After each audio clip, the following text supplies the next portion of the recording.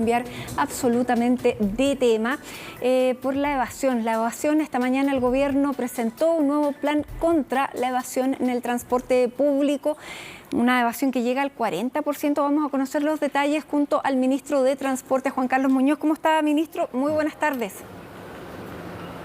Buenas tardes, Matilde. Gusto conversar con usted.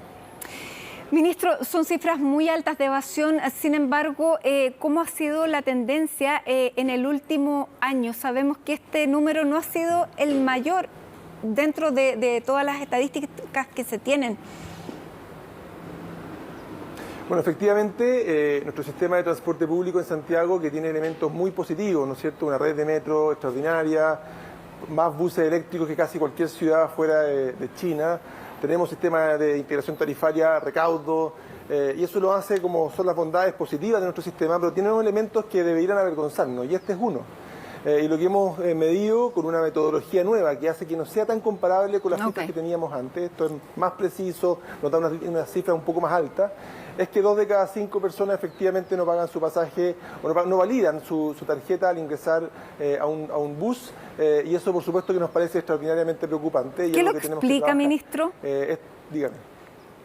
Yo creo que hay muchos elementos. Una parte tiene que ver con elementos, por ejemplo, asociados a la pandemia, en el cual, producto de tratar de que la gente estuviese un poco más separada, relajamos un poco la apertura de la puerta delantera respecto de la puerta trasera. Y yo creo que tenemos que ahora volver a poner un poco más de fiscalización, volver a poner un poco más de control respecto a la apertura de las puertas y seguir trabajando en algunas medidas que han probado ser efectivas, de modo de poder reducir estas cifras. Eso es lo que nos interesa y es lo que hemos estructurado en este plan de acción que estamos presentando hoy. Veíamos durante épocas anteriores que incluso había agresiones a los fiscalizadores. ¿Cuál ha sido la experiencia que ustedes han tenido durante este tiempo?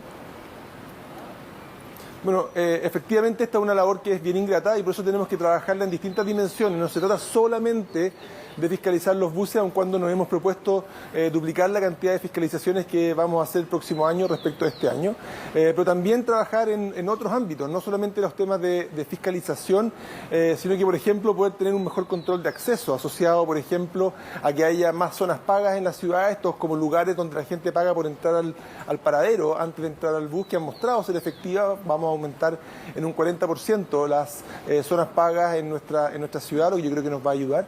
También trabajar en otras dimensiones, como por ejemplo los temas asociados a los códigos QR, que ha mostrado ser una muy buena medida para poder facilitar el pago, y ha mostrado también ser muy conveniente. Y uno de los elementos que estamos trabajando también son temas un poco más legislativos, asociados, por ejemplo, a aumentar las sanciones de quienes agreden a los fiscalizadores, que es parte de lo que usted mencionaba previamente, de modo que nuestro equipo de fiscalización se vea mucho más protegido. Lo mismo respecto de los conductores, porque esperamos que los conductores también jueguen un rol mucho más importante a exigir que los usuarios entren por la puerta delantera y por lo tanto tengan más dificultades en evadir su pasaje si es que están determinados a hacerlo.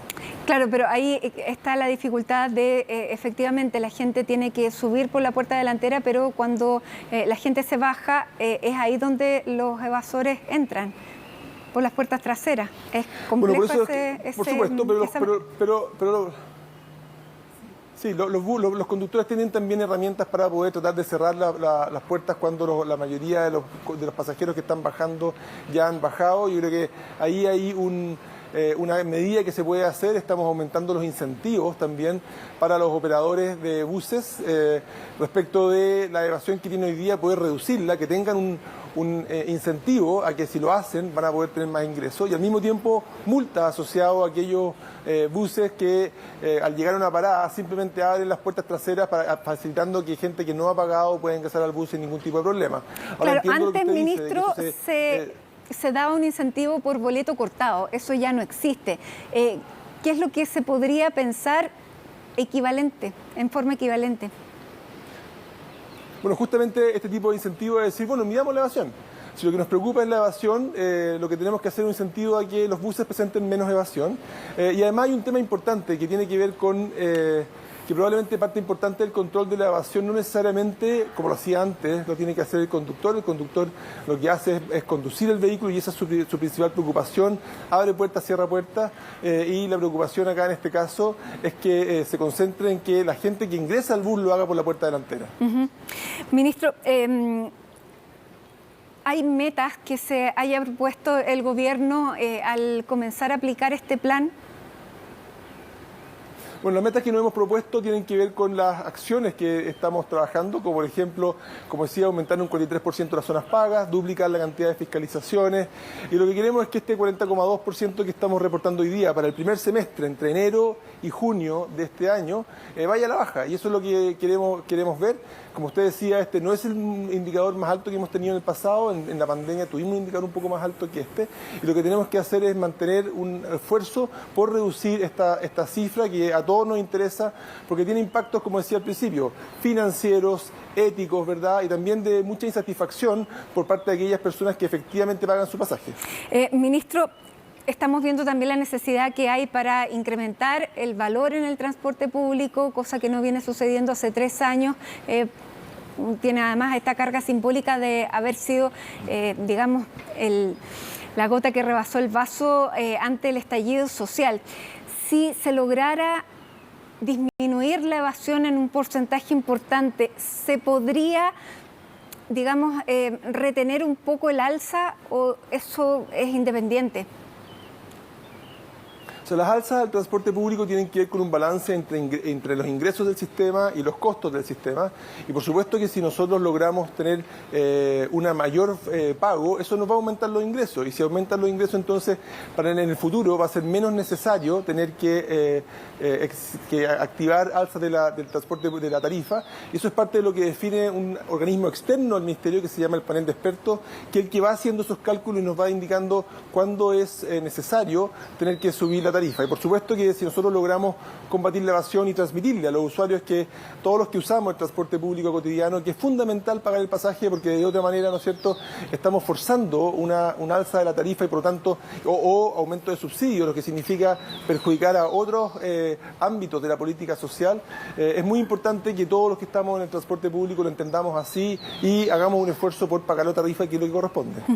Ministro, hay muchos que dicen en nuestra zona donde nosotros vivimos el transporte es malo, no pasa y tenemos que seguirlo pagando igual, incluso pensando en el alza.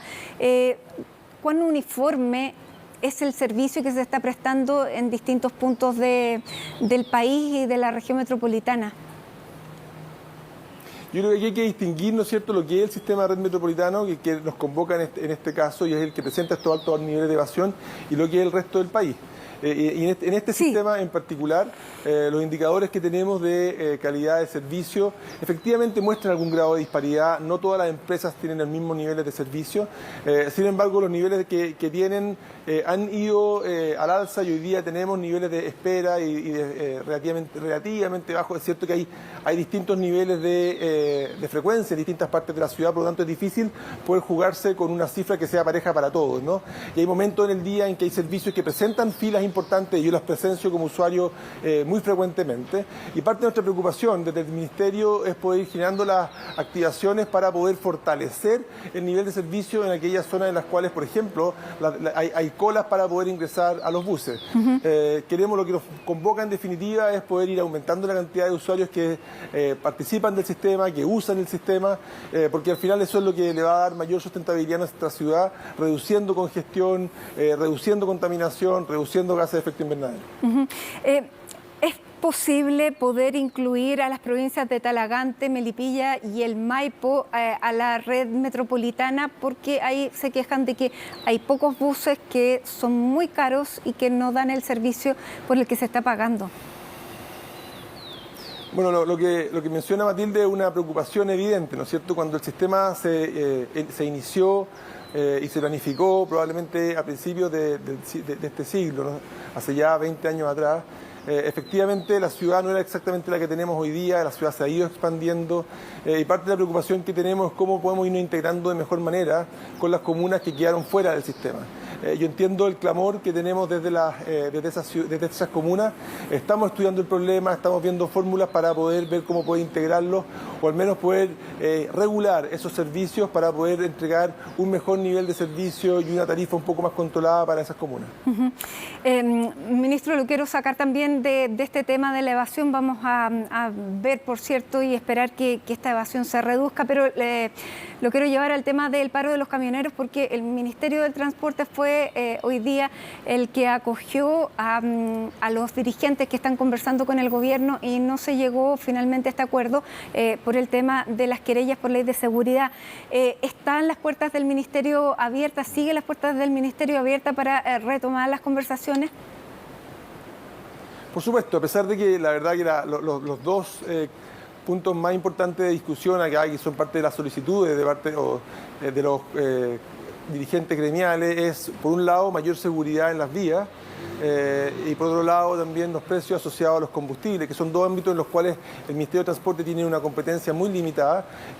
Somos parte de esta conversación, estamos muy interesados en poder poner todo nuestro esfuerzo y nuestros espacios para que ojalá esta movilización se termine y poder encontrar un acuerdo que al final está en interés de todos.